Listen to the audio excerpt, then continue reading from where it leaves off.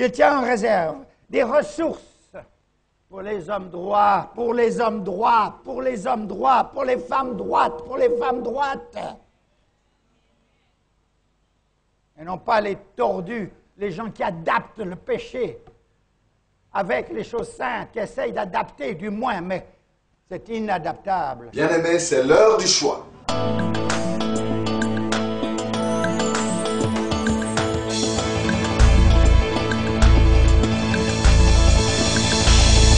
Au pied du Seigneur, je t'invite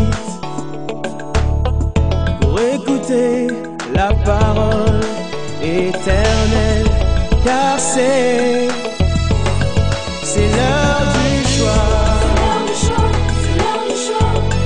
C'est l'heure du choix. C'est l'heure du choix. C'est l'heure du choix.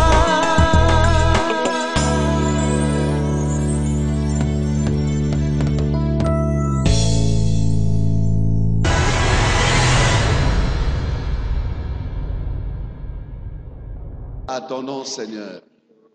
Parle, ton serviteur écoute. Au nom de Jésus, Amen. Amen. Gloire au Seigneur. Nous vous saluons, vous qui nous suivez sur les médias de par le monde, partout où vous vous trouvez. Que la paix du Seigneur soit dans vos maisons et que Dieu vous bénisse. Nous prenons nos Bibles, nous allons lire dans Jean au chapitre 11. Nous lirons la première portion du verset 1er jusqu'au verset 7e, pour sauter, aller au verset 20 jusqu'à 27, pour sauter encore, aller du verset 32 à 35.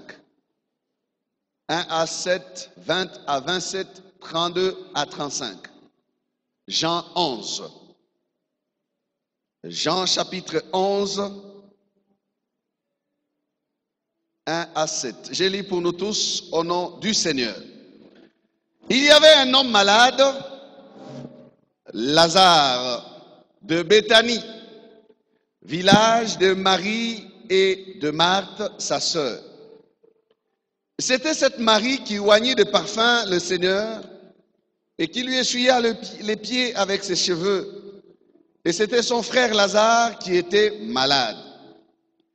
Les sœurs envoyèrent dire à Jésus, « Seigneur, voici celui que tu aimes est malade. » Après avoir entendu cela, Jésus dit, « Cette maladie n'est point à la mort, mais elle est pour la gloire de Dieu, afin que le Fils de Dieu soit glorifié par elle. » Or, Jésus aimait Marthe et sa sœur et Lazare. Lors donc qu'il eut appris que Lazare était malade, il resta 2 jours encore dans les lieux où il était. Et il dit ensuite aux disciples, « Retournons en Judée. » Allons au verset 20. Lorsque Marthe apprit que Jésus arrivait, elle alla au-devant de lui, tandis que Marie se tenait assise à la maison. Marthe dit à Jésus, « Seigneur, si tu eusses été ici, mon frère ne serait pas mort. Mais maintenant même, je sais que tout ce que tu demanderas à Dieu, Dieu te l'accordera. » Jésus lui dit, « Ton frère ressuscitera. » « Je sais, lui répondit Marthe, qu'il ressuscitera à la résurrection au dernier jour. » Jésus lui dit, « Je suis la résurrection et la vie. Celui qui croit en moi vivra, quand même il serait mort. Et quiconque vit et croit en moi ne mourra jamais. Crois-tu cela? » Elle dit, « Oui, Seigneur. Je crois que tu es le Christ, le Fils de Dieu, qui devait venir dans le monde. » Verset 32. Lorsque Marie fut arrivée là où était Jésus et qu'elle le vit, elle tomba à ses pieds et lui dit, « Seigneur, si tu eusses été ici, mon frère ne serait pas mort. » Jésus, la voyant pleurer, elle et les Juifs qui étaient venus avec elle, frémit en son esprit et fut tout ému. Et il dit, « Où l'avez-vous mis? » « Seigneur, lui répondirent-ils, viens et vois. » Jésus pleura. Amen. Merci Seigneur pour ta parole. Nous proclamons ensemble Zacharie chapitre 4, verset 10. On y va. Car se réjouiront en voyant le niveau dans la main de Zorobabel. Amen. Bon appétit. Que le Seigneur soit béni pour cette occasion qu'il nous donne de partager encore ce matin du pain venu de sa part. Bien-aimés, la parole de Dieu est notre nourriture spirituelle. Nous mangeons de ce pain et nous le mangeons encore pour avoir la force de marcher, pour avoir la force d'agir conformément à ces recommandations que nous recevons. Amen. Qu'il plaise au Seigneur de parler à un cœur ce matin et de relever sa tête. Nous connaissons cette histoire, l'histoire de la résurrection de Lazare. Vous êtes chrétien, vous n'avez pas encore lu cette histoire, vous êtes suspect. Vous devez connaître cette histoire. Alléluia. Vous devez avoir déjà entendu parler de cette histoire. Elle est parmi, bien-aimés, l'une de ces histoires les plus célèbres de l'homme qu'on appelle Jésus. Alléluia. Et elle est aussi parmi l'une de ces histoires qui ont fait à ce que l'homme qu'on appelle Jésus soit mis à mort. Parce qu'à cause de la résurrection de Lazare, les Juifs ont compris que cet homme est terriblement, terriblement dangereux. Ce qu'ils étaient en train d'éviter a dû s'accomplir par la résurrection de Lazare. Ils étaient en train de vouloir garder le peuple à eux. Mais à la résurrection de Lazare, il y a eu, bien-aimé, un pillage. À cause de Lazare ressuscité, plusieurs Juifs ont cru en Jésus. Si bien que ceux qui en voulaient à Jésus ne se sont pas limités à en vouloir à Jésus. Ils ont même commencé à vouloir tuer aussi l'homme qui venait à peine de ressusciter.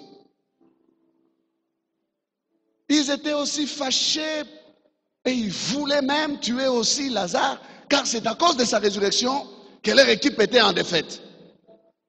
Mais ce n'est pas ça notre sujet. J'étais en train d'encourager un chrétien à connaître cette histoire. Amen. Parce qu'elle est tellement merveilleuse. Quelques leçons seulement ce matin pour nous entretenir autour de ce sujet. Ne reproche pas Jésus. Amen.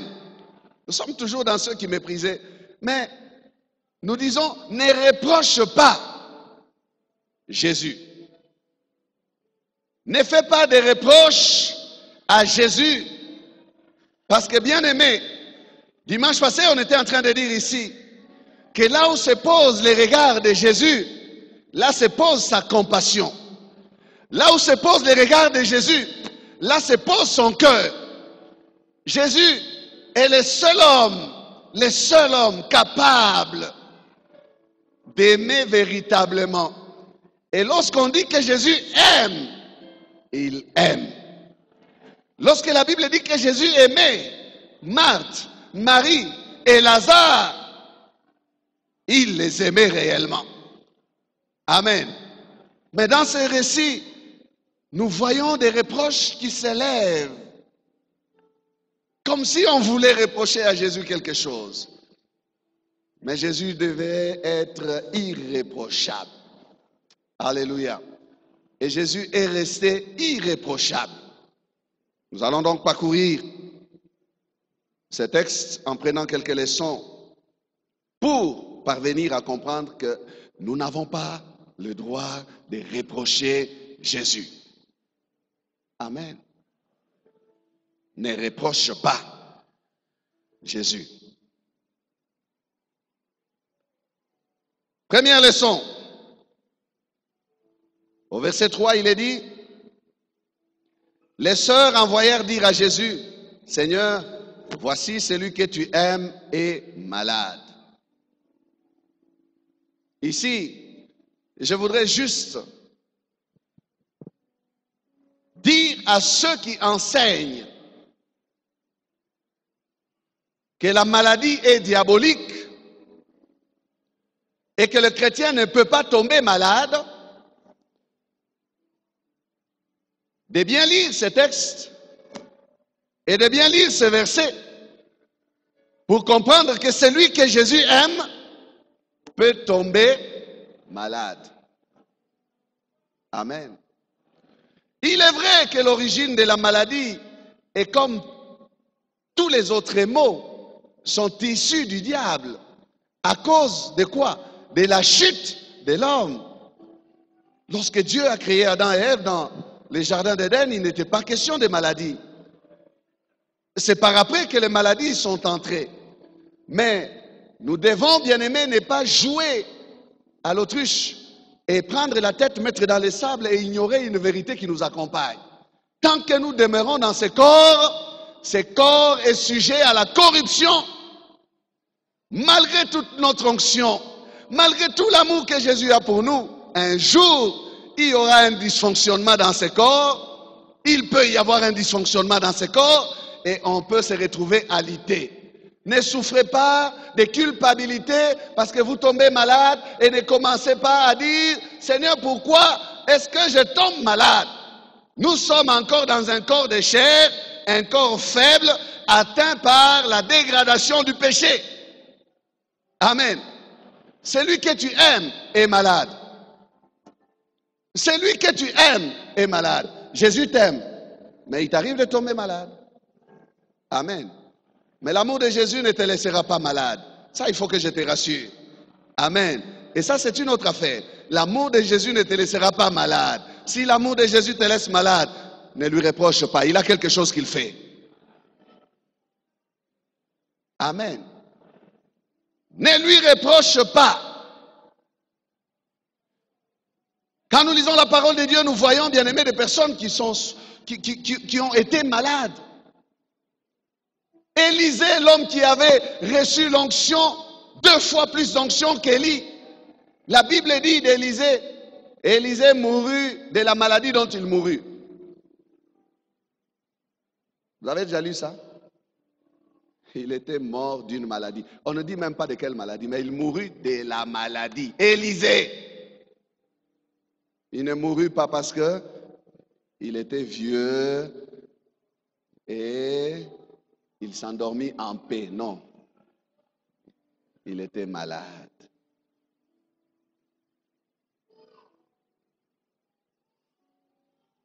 Paul écrit, il dit, j'ai laissé Trophime malade à Éphèse.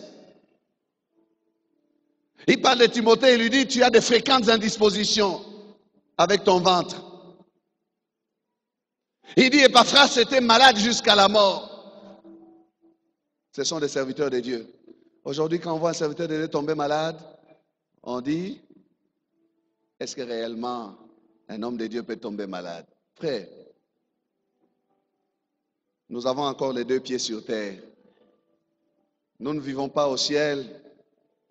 C'est au ciel qu'il n'y aura pas de maladie. Mais tant que nous sommes dans ce corps, comme je le disais tout à l'heure, il peut se faire qu'il y ait un petit problème dans le fonctionnement de cet organisme exposé à la corruption due à sa nature déchue. Ce corps de chair est appelé à la destruction, bien-aimé. Mais ce n'est pas un message de désespoir là, non. nous revêtirons un corps glorieux. Amen. Nous revêtirons un corps glorieux, puissant, fort, éternel, incorruptible. Alors là, c'est juste, bien-aimé, pour encourager. Tu passes par ces moments-là, dis-toi que le Seigneur sait. Il savait, il a été dans la maison de Pierre, sa belle-mère était malade, elle avait la fièvre, et il a guéri. Et la Bible dit dans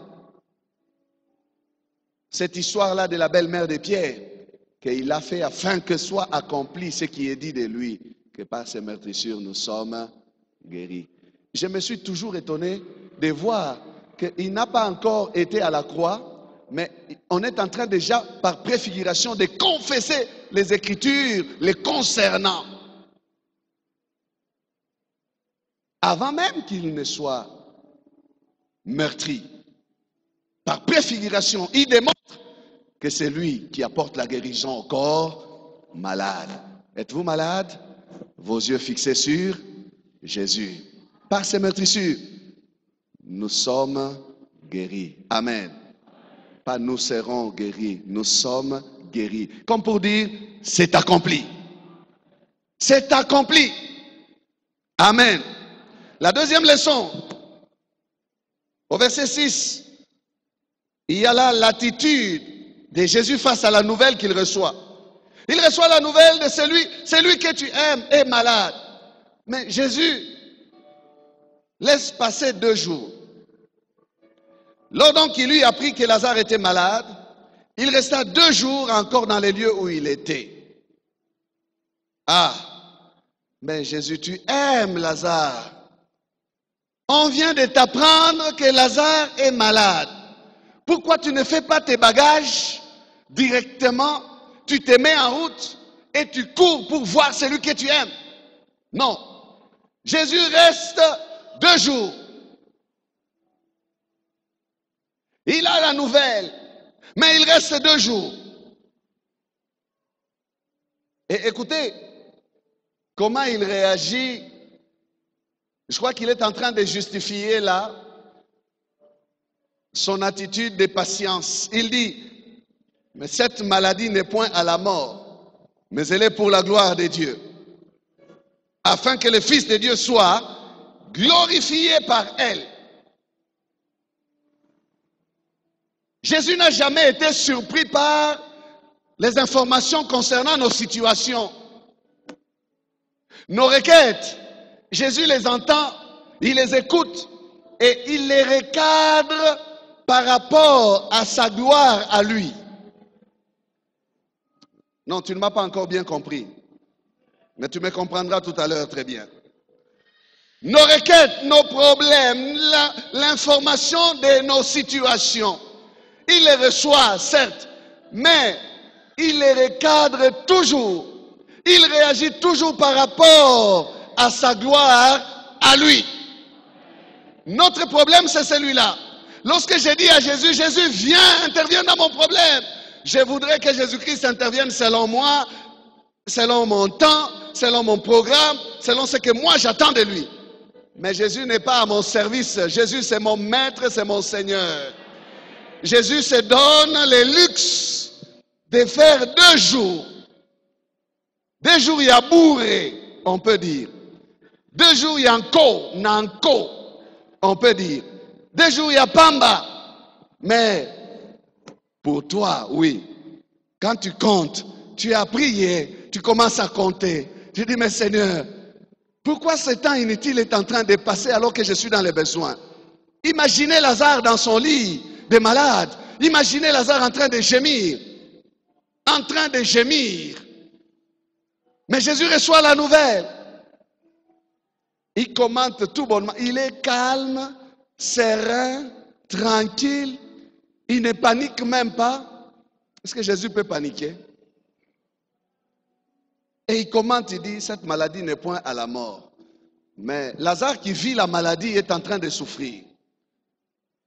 À un moment là, on voit Lazare commencer à retourner les yeux. Le souffle devient court. Un moment après, on commence à le voir, il convulse. Et puis, réellement, les yeux se retournent. Le noir est parti, il ne reste que du blanc. Il tombe dans le coma. Là-bas, lui dit, cette maladie ne mène point à la mort. Mais celui qui est en train de vivre la maladie, le souffle est en train de partir. Bien-aimé, vous savez une chose, lorsque vous entendez quelqu'un vous dire, j'étais malade, j'étais hospitalisé, et puis le Seigneur m'a fait du bien, je suis guéri. Vous entendez seulement le début et la fin de l'histoire. Mais vous n'êtes pas passé avec lui dans le parcours. Ce n'est pas facile. C'est vrai, nous aimons bien voir les échantillons pour dire, ah, Dieu lui a fait, il fera aussi pour moi. C'est vrai, nous aimons entendre que c'est un matériel didactique.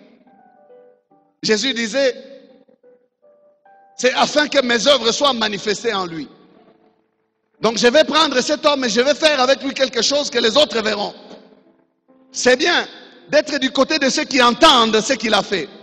Mais c'est difficile d'être la personne que le Seigneur prend pour faire la chose avec vous. Est-ce que ça me fait comprendre? Pour celui qui vit la chose, il pleure, il gémit. Mais pour le Seigneur, il est calme et il est tranquille. Est-ce que nous allons dire que le Seigneur est indifférent? Non, il n'est pas indifférent. Il est au courant. Il est conscient. Il sait. Et même, dans cette histoire de Lazare, et même, il est informé de l'évolution de la situation de Lazare pendant ces jours qui passent là. Sciemment, il veut que le temps puisse passer.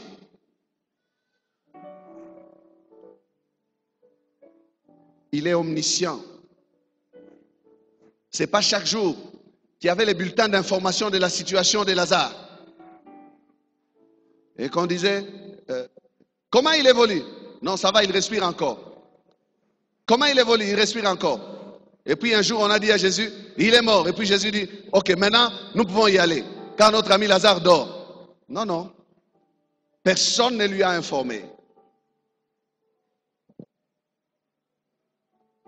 Tout en laissant laisser passer le temps. Excusez la tautologie. Le temps passé. Mais il avait dans sa pensée un suivi qu'il faisait de la situation de Lazare. Oh, je te dis aussi, frère, que peu importe le silence, il a un suivi qu'il fait de ta situation. Ne lui reproche pas, parce que tout simplement c'est le silence. Ne lui reproche pas. C'est quelque chose d'étonnant. Lazare souffre, Lazare va mourir. Pourtant, Jésus dit, elle ne mène point à la mort. Mais Lazare va mourir, maître. Il va mourir. Comment un tel langage? Bien-aimé, il n'y a que le souverain qui peut avoir un tel langage. Il n'y a que le Seigneur qui peut parler de cette manière-là. Il n'y a que celui qui s'appelle la résurrection et la vie qui peut appeler la mort un sommeil. Il n'y a que celui qui a en contrôle, bien-aimé, la situation qui peut avoir un tel langage. On peut dire, mais il est en train de mourir. Tu dis, ça ne mène pas à la mort. Il dit, il dort. Il dort. Et les autres disent, s'il dort, il va se réveiller. Et ils croyaient que c'était le sommeil, l'assoupissement du sommeil. Regardez la sphère dans laquelle évolue Jésus. Quand nous lisons la Bible, bien-aimé, essayez de détecter la différence d'attitude entre ceux qui sont avec Jésus et Jésus. Jésus, c'était un homme surnaturel. Hein? Il voguait dans le surnaturel. Son langage, les disciples ne saisissent pas. Il dit, allons-y, notre ami Lazare dort. Il dit, oh, s'il dort, il va se réveiller. Il dit, il parlait non pas de l'assoupissement du sommeil, mais il parlait de la mort. Il n'y a que le souverain, le créateur, qui peut avoir un tel langage. Donc les hommes pensaient qu'il leur parlait des choses qu'ils connaissent naturelles. Mais c'était quelque chose, bien aimé, de plus fort et de plus grave qu'un simple sommeil. Ce n'était pas les dodos. Lazare ne faisait pas dodo. Pour eux, ils croyaient que Lazare faisait dodo. Non, non. Il était mort.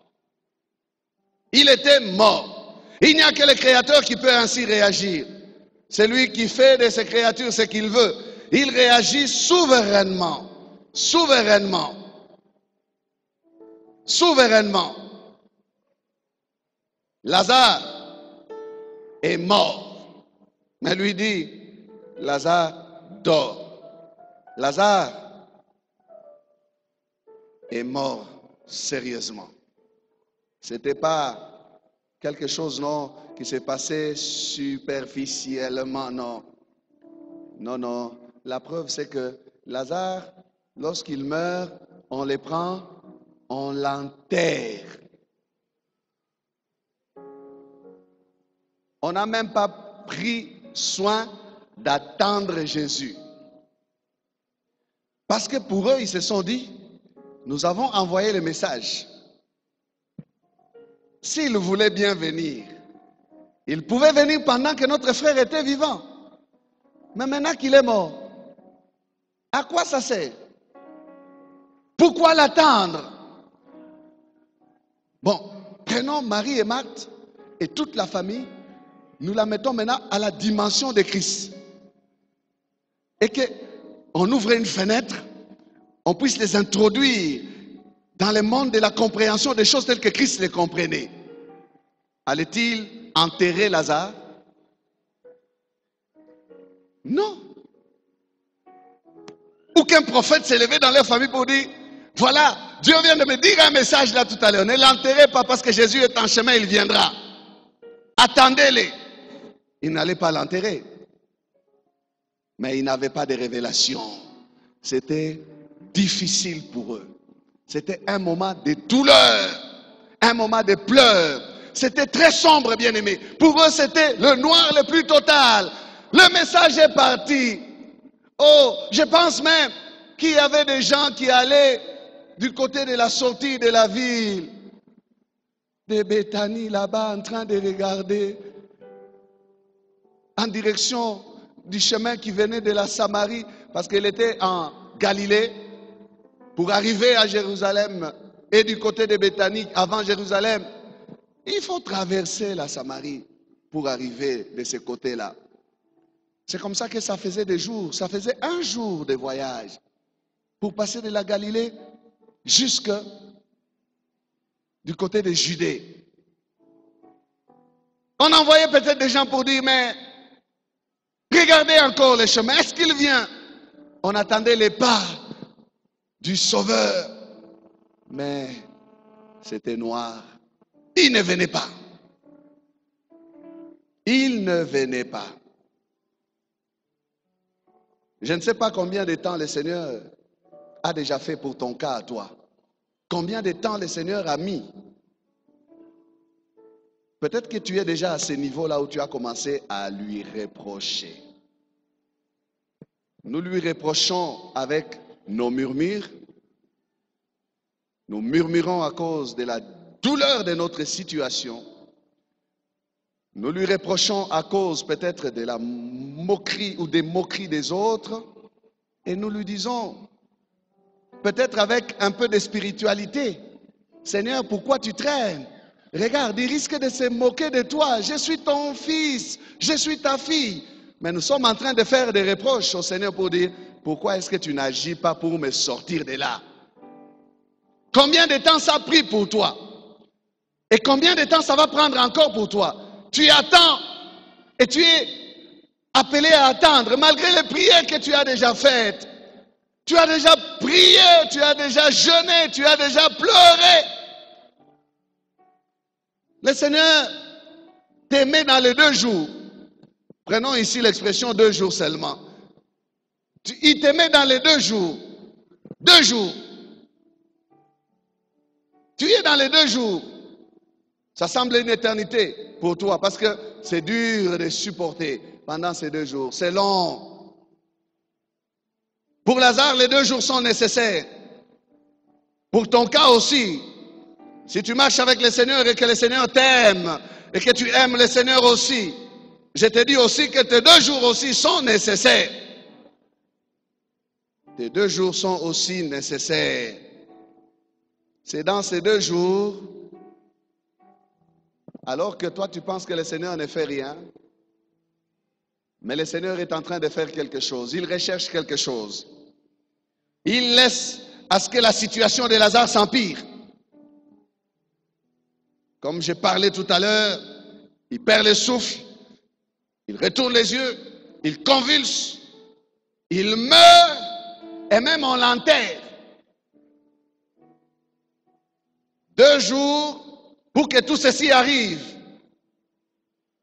De l'autre côté, c'est 2 jours où il n'y a aucun miracle qui est signalé en Galilée. Il n'y a rien qui est fait par Jésus. Mais de ce côté ici, la douleur est là, le deuil est organisé. On envoie la nouvelle partout. Les gens sont réunis, les Juifs sont là. Et réellement, ce que nous cherchons à éviter commence à se faire. Mais ils ont dit ici qu'ils recevaient Jésus. Pourquoi n'est-il pas venu alors qu'ils nous ont dit qu'ils ont fait appel à lui? Ils ont dit ici que leur Jésus était capable de ressusciter. Il était capable de guérir. Il était capable de faire ceci. Pourquoi ils pleurent maintenant? Pourquoi ils vont enterrer? Toutes sortes de commentaires. On peut exagérer les commentaires. C'est que nous voulons éviter. Mais le Seigneur laisse ça. Ça commence à arriver. J'ai dit que les 2 jours n'étaient pas des 2 jours de perte pour les maîtres. Ce sont 2 jours qui sont dans son programme. Nous n'avons pas raison de lui reprocher de perdre le temps. Que dis-je? De perdre le temps. Non. Nous n'avons même pas raison de lui reprocher de prendre le temps. Parce que dans cette matière, ce n'est pas nous qui décidons, mais c'est lui qui décide. C'est lui qui décide. Il prend le temps parce qu'il sait ce qu'il fait. Nous cherchons la délivrance à tout prix. Nous cherchons l'intervention, son intervention, son secours à tout prix. Mais lui se préoccupe de sa gloire d'abord. Nous recherchons notre solution, la solution à notre problème. Mais lui recherche d'abord la gloire de son Père et la gloire de son nom. Il est au courant de ce qui se passe chez Lazare. Personne ne lui informera que Lazare est mort. Il le saura de lui-même. Vous êtes fâchés, frère, contre le Seigneur parce qu'il prend le temps. Je vous dis qu'il est au courant.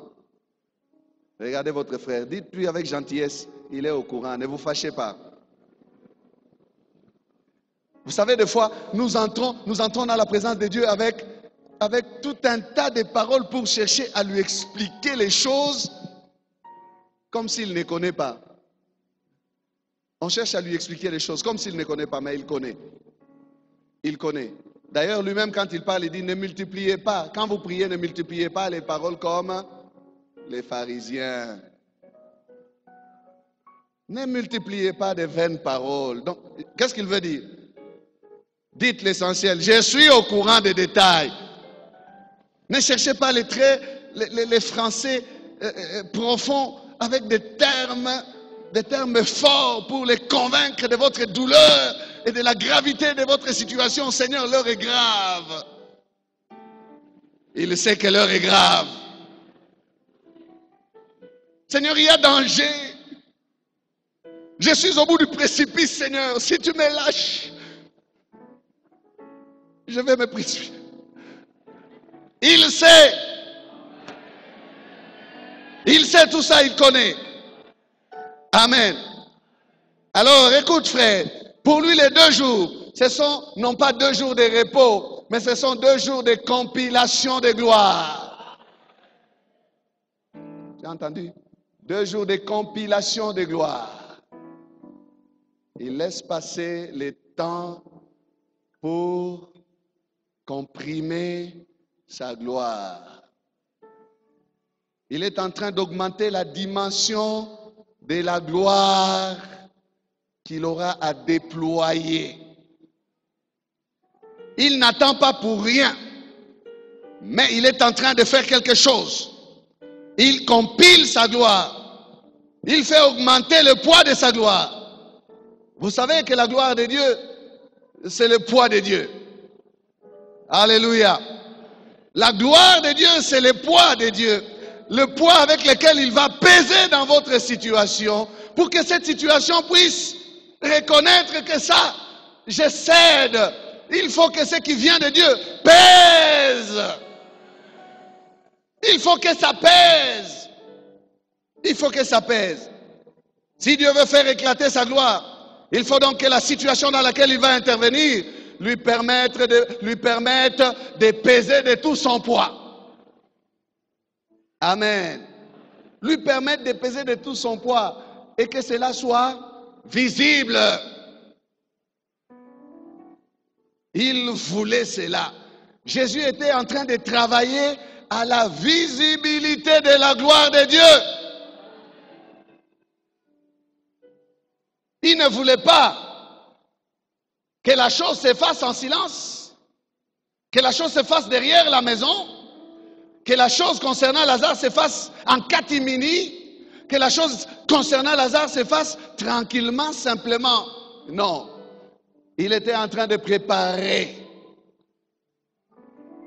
et la manière, et la méthode, et les éclats que ce qu'il fera devait avoir. Même les éclats. C'était dans ces 2 jours-là, frère.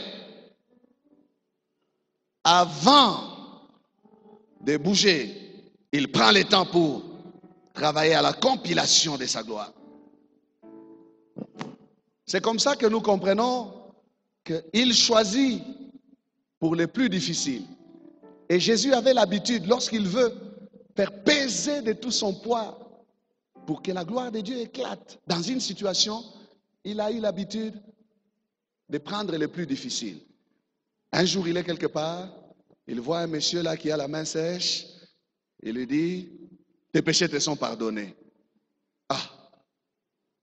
Il déclare une chose qui choque les pharisiens. Il est en train de blasphémer. Il est en train de blasphémer. Alors il leur a dit ceci. Il leur a dit ceci. Qu'est-ce qui est le plus difficile? Est-ce que c'est de dire à quelqu'un tes péchés te sont pardonnés? Ou bien c'est de lui dire étends ta main? Lui qui avait la main sèche. Qu'est-ce qui est le plus difficile? Comment est-ce que vous pouvez répondre? Je sais que vous n'êtes pas des pharisiens, mais comment est-ce que vous pouvez répondre? Qu'est-ce qui est le plus difficile? C'est de dire tes péchés te sont pardonnés. Non, ça c'est une parole. Et ils disent il blasphème, mais c'était une parole simple. Et puis vous ne voyez même pas où est-ce que les péchés sont pardonnés. Mais dit, afin que vous sachiez que le Fils de Dieu, le Fils de l'homme, a le pouvoir sur la terre de pardonner les péchés. Il dit à l'homme, étends ta main. Et cet homme étendit sa main. Ils étaient étonnés. Donc, j'ai dit ceci, que pour que sa gloire éclate, Jésus-Christ recherche ce qui est difficile. C'est comme ça qu'avec Lazare, il choisit la résurrection à la place de la guérison. S'il avait couru pour qu'il soit ressuscité, il soit guéri, ça n'allait pas être plus glorieux. C'est ça la compilation. Le temps qu'il passe, c'est ça la compilation. Maintenant, tu commences à comprendre, frère, que le fait qu'il attende dans ton problème, dans ta situation, ne veut pas dire qu'il n'a pas voulu ou qu'il ne veut pas. Non. Ça veut tout simplement dire que plus ça traîne, plus il y aura un poids de sa gloire. Les jours où il se décide de se lever le dernier, c'est les jours où les autres doivent fermer la bouche. Il recherche cela. Amen. Il laisse pourrir la chose. Aïe, aïe, aïe, aïe. Il laisse pourrir la chose pour que ça soit encore très compliqué.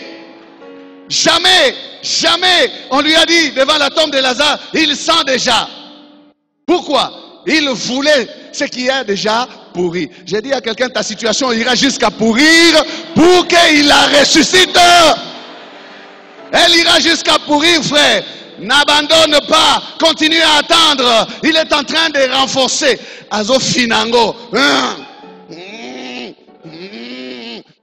Quand ça va éclater, ça atteindra les horizons lointains. Amen. Ça atteindra les horizons lointains. Regarde, frère. Samuel n'a pas le même poids que les enfants de Pénina. Pourquoi tu te plains? Samuel n'a pas le même poids que les enfants de Pénina.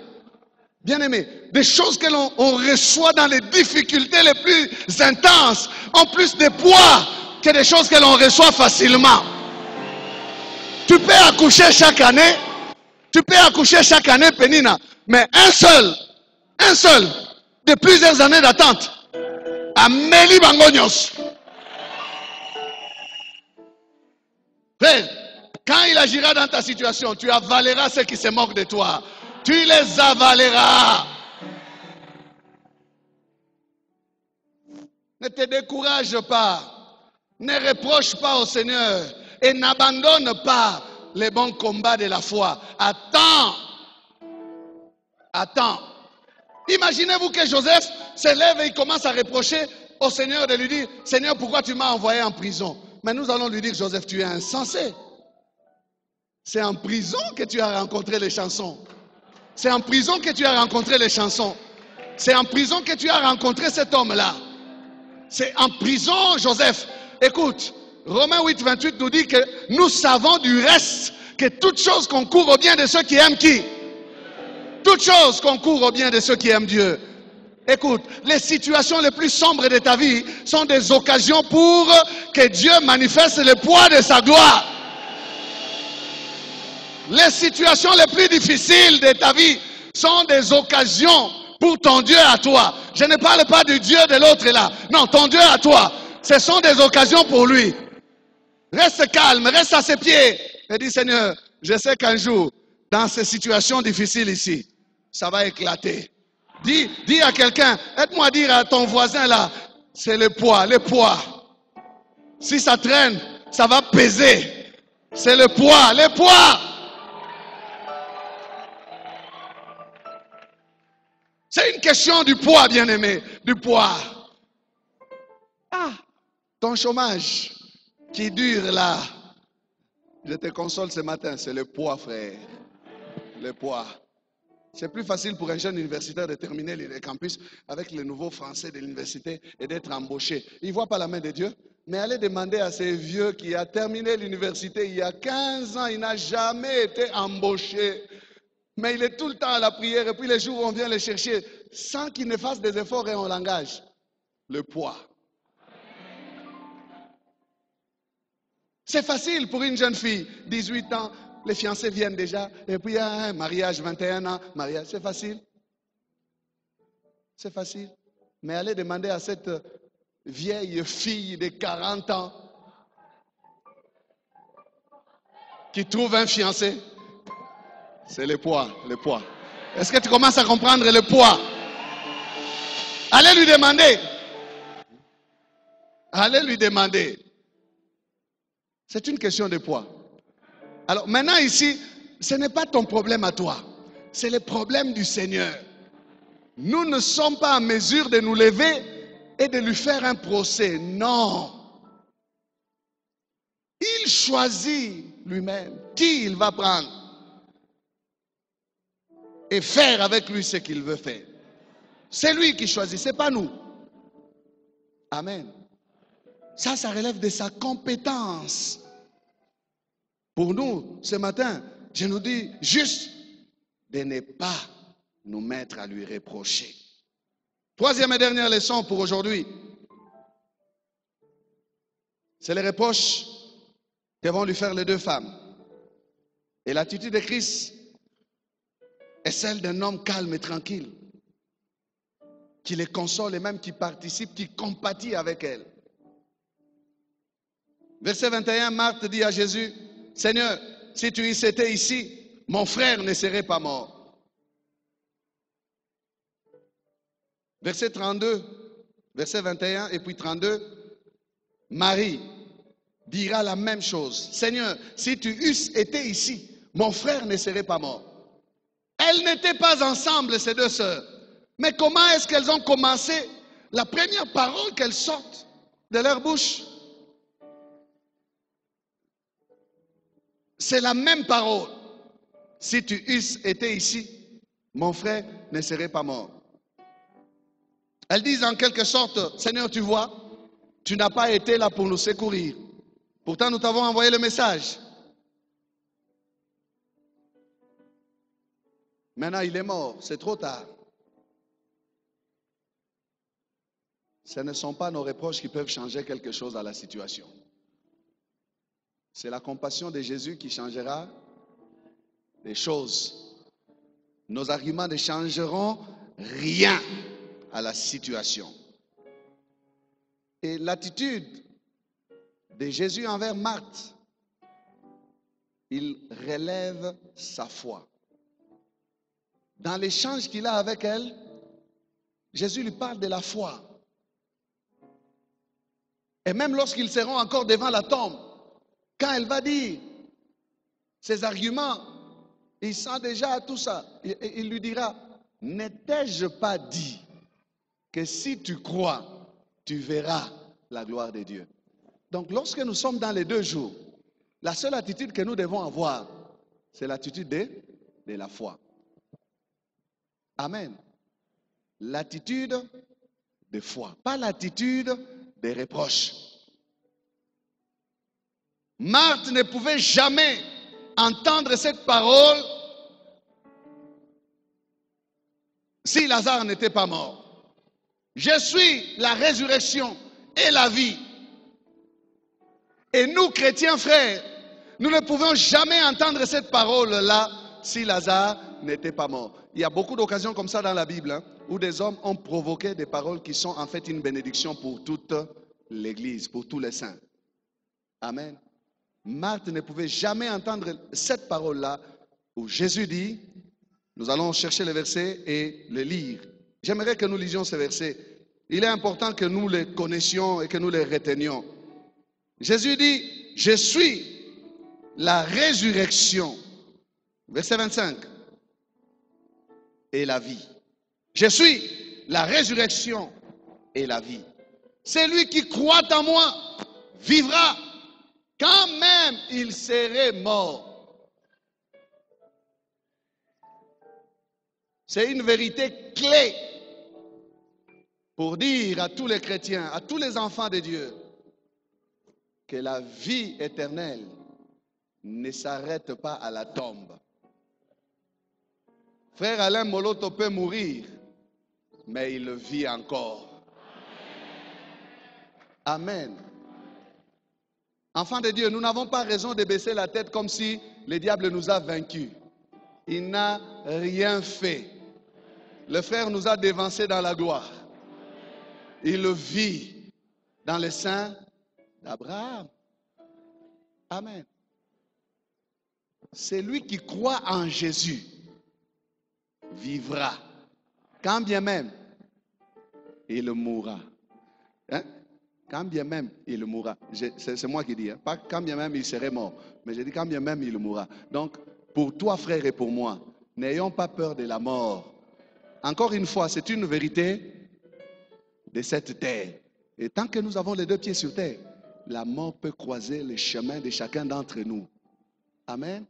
Mais nous devons savoir que ce que nous avons en nous ne sera pas englouti par la mort. Celui qui nous a sauvés nous dit qu'il est la résurrection et la vie. Il est le premier lui-même d'entre les ressuscités pour dire que les morts en Christ ressusciteront aussi, comme il a ressuscité. Amen. Alors Satan, tu as échoué. Et nous ne pleurons pas, nous nous réjouissons.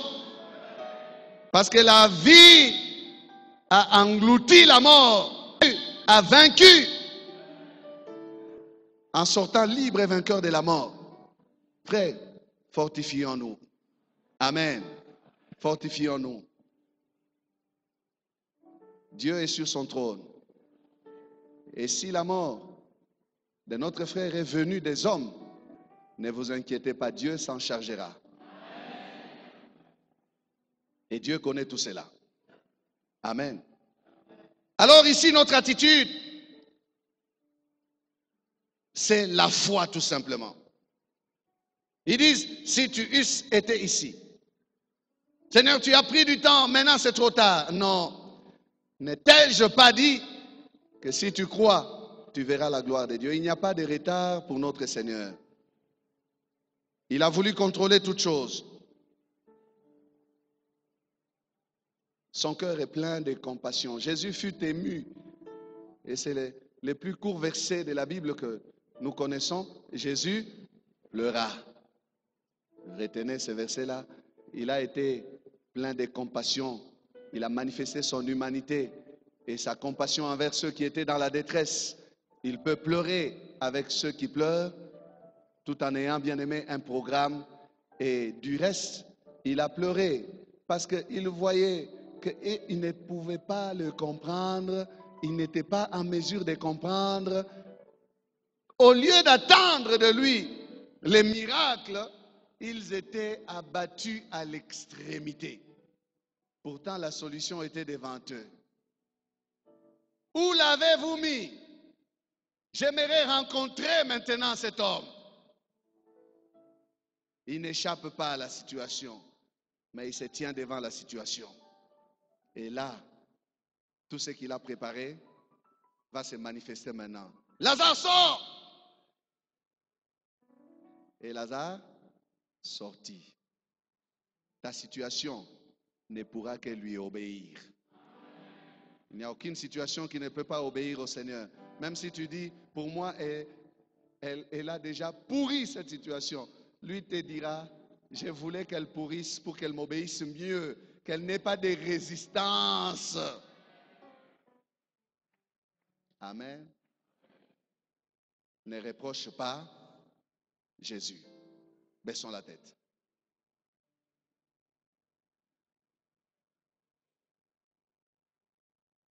Ce matin, le Seigneur t'a parlé. J'aimerais que celui qui est dans les 2 jours se mette debout et puisse demander la force du Seigneur. Ce n'est pas facile d'être dans les 2 jours. On se sent abandonné. On sent l'impuissance de ses prières.